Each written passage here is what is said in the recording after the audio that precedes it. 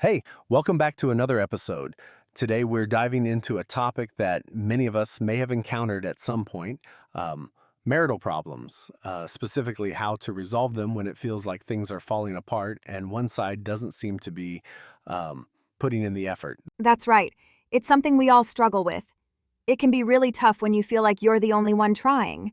So, what's the first thing we need to understand when we're trying to fix a marriage? Well, one thing that stands out is this idea of understanding your own role in the issue.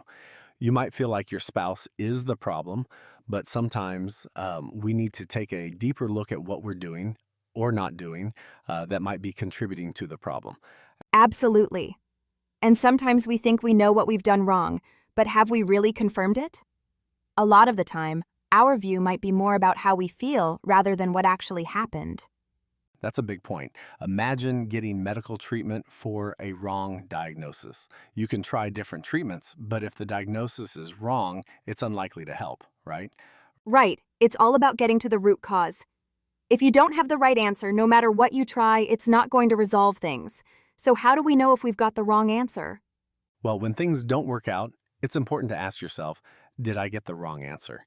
It's about realizing that sometimes the solution is right in front of you, but you might not see it because the answer was flawed from the start. That's such a crucial point. And here's the thing. Sometimes we think that if we'd just spoken up or said the right thing, things would have turned out differently. But it's not always that simple, is it? No, it's not. Even if you had spoken up, things could have still gotten worse. When the core issue isn't addressed, communication might only add to the confusion. It's like trying to fix a broken engine with a wrench when you actually need to replace a part. Exactly. And that's where the principle of closing your mouth comes in. It's not about being silent because you don't want to engage, but more about practicing humility.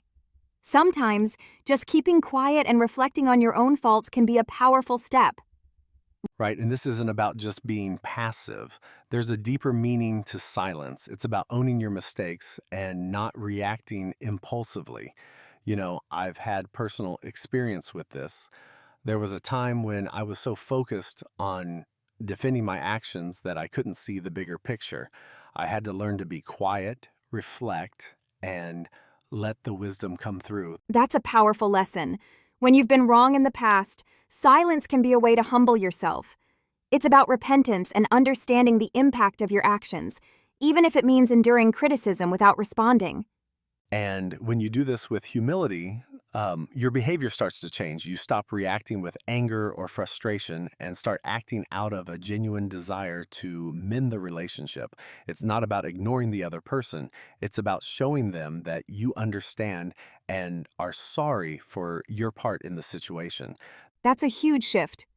But what about when the other person isn't responding? It can be really hard to stay humble when the other party isn't giving anything back. It's tough, but this is where the law of grand nature comes in. If you stay true to this path, the right answers will appear. Your actions will shift and things will start to change, even without you forcing it. It's not about controlling the situation, it's about controlling your response and doing what's right. Um, It sounds like a lot of personal growth is needed. So, is it really worth all the effort? Absolutely. The pain of going through this process can feel overwhelming, but in the end, it's worth it. Not only will you grow as a person, but you'll also teach your children how to avoid making the same mistakes. It's about breaking the cycle and understanding what you truly did wrong. That's powerful. So, to wrap up, the key is humility, reflection, and understanding the true root of the issue. If you keep your mouth closed in humility and work on yourself, the path to resolution will start to clear up, even if it takes time. Exactly. It's not about having all the answers immediately, but about being willing to learn, reflect, and adjust your behavior. And that's when the real change happens.